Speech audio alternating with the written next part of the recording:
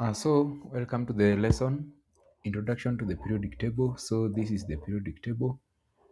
Uh, it is just a special table which depicts the elements or displays the elements in rows and columns. So, in this lesson, we're going to cover first of all, we're going to state what the periodic table is, then we'll describe the elements and how they are arranged in the periodic table. And finally, we'll be able to identify an element based on its group and period. So let's dive into it. What is the periodic table? Everything in the world is made up of atoms.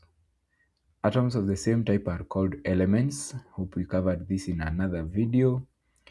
And the periodic table now is a way of organizing all the elements. So think of the atoms as the building blocks of matter.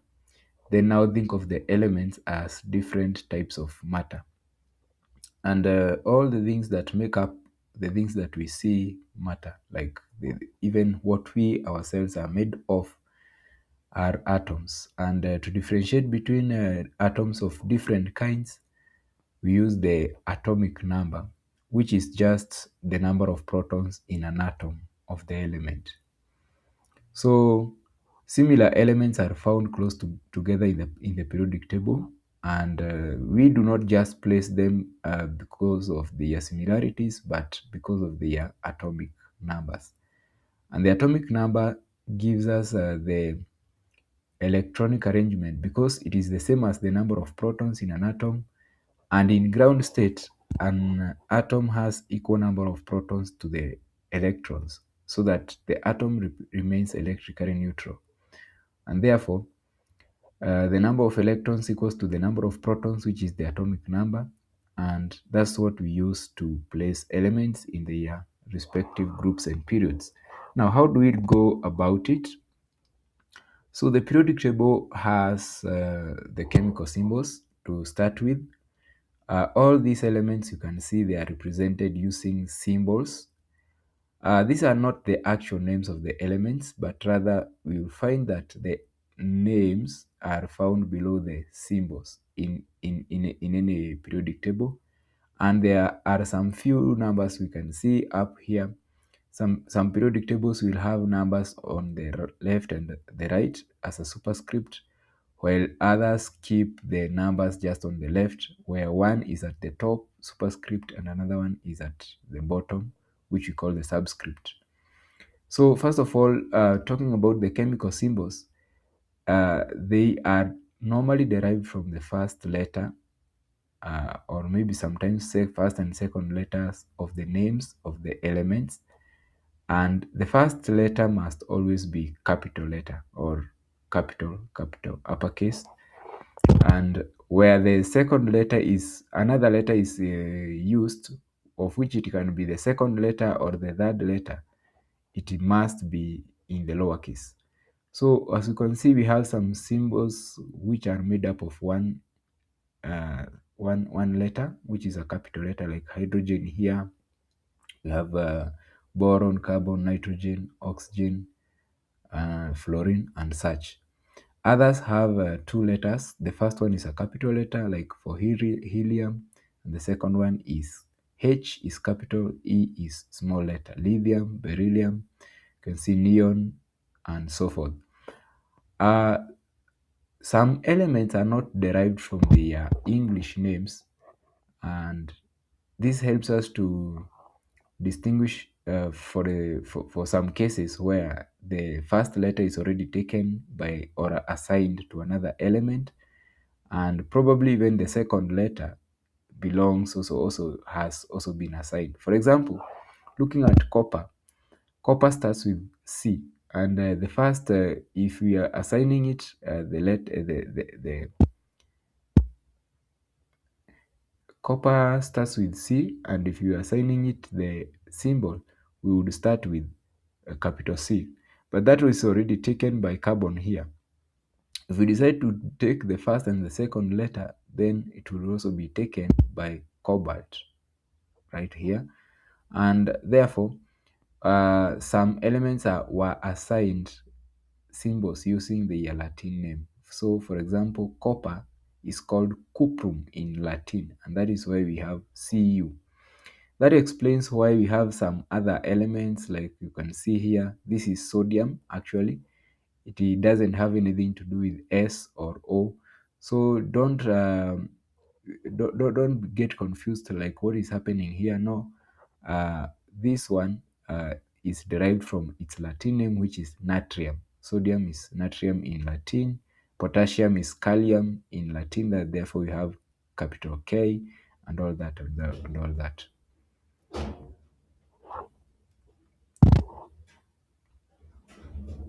So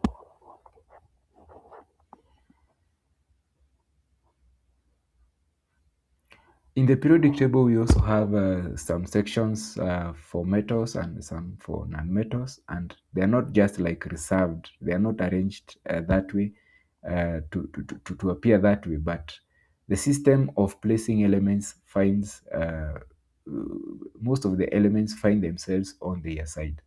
So, with the exception of a few like hydrogen here, all metals mostly are found on the left side of the periodic table and even the middle part, while the nonmetals can mostly be found on the right and the upper part.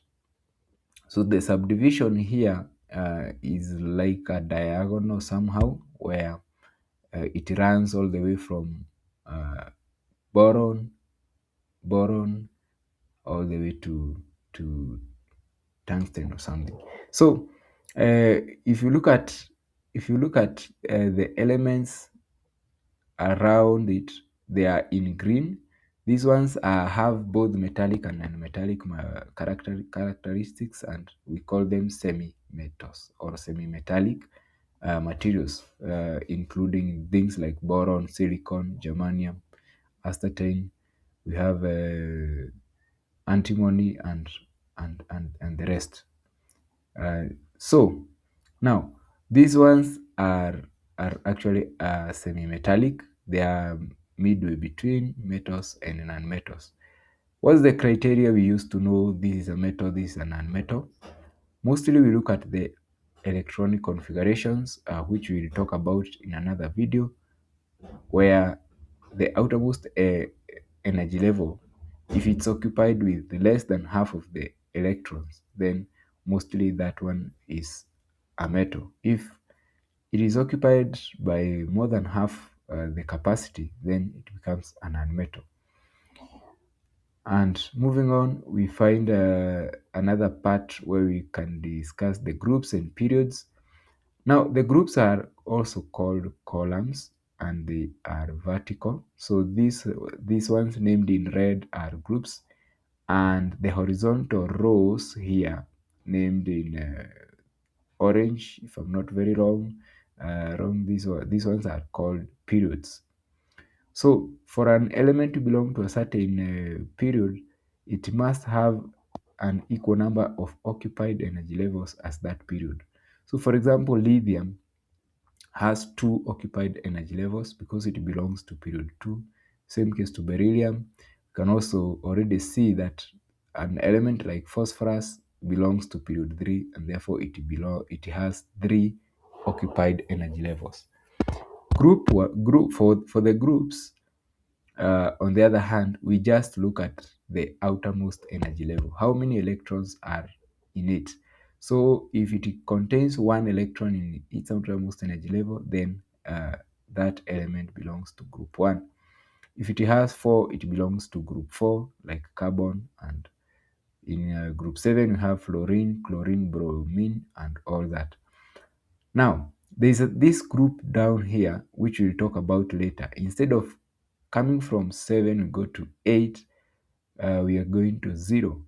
We'll talk about that later and give a reason why. But before that, let's just look at this gap here between the second group and the third group here.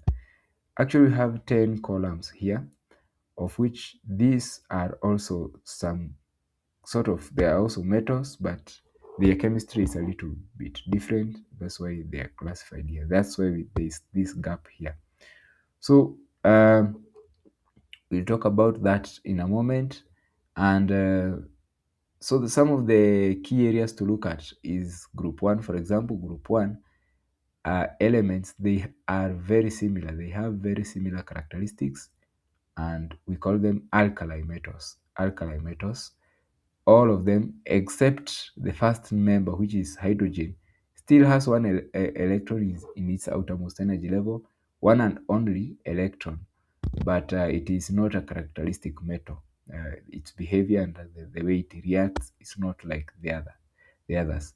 All these others are solids, while this one is a gas at room temperature. Group 7 elements down here are nonmetals.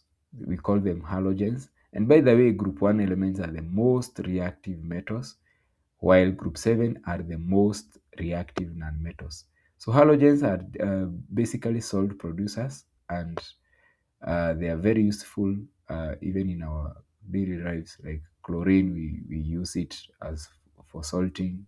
It's a salt, and also for treating water and all that. So all these are very useful. Even these metals are very useful. This gap here, we said these ones are called transition metals. They are metals, yes, but they are transition metals. And in this section here, this is where we find most of the rare earths, including some of these semi-metallic materials.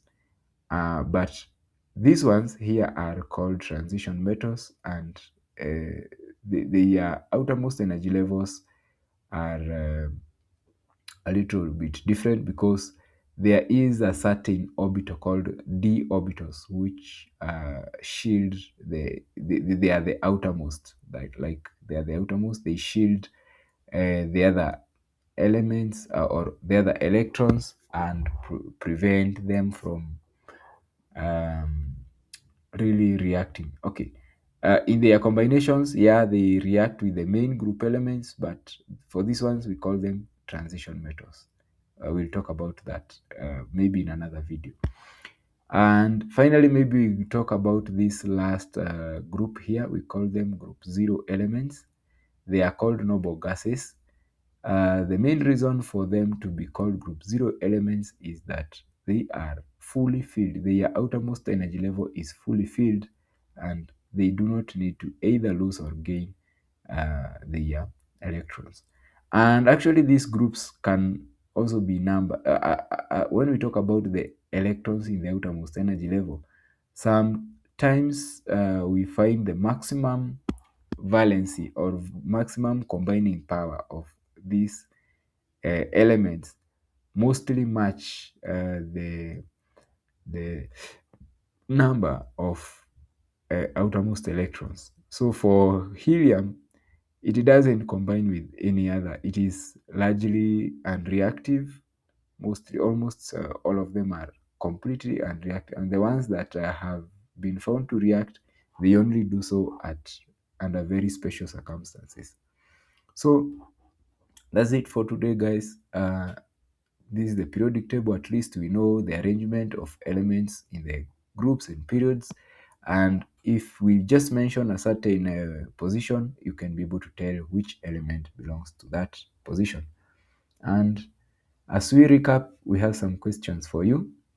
So question one, hydrogen belongs to group one, and group 1 elements are also called alkali metals. Hydrogen is therefore an alkali metal. Is that true or false? Yeah. So, second question, give the chemical symbol for the halogen in period 5. So, you need to remember the halogens, which ones are the halogens, and the period 5, you can be able to pick up from there.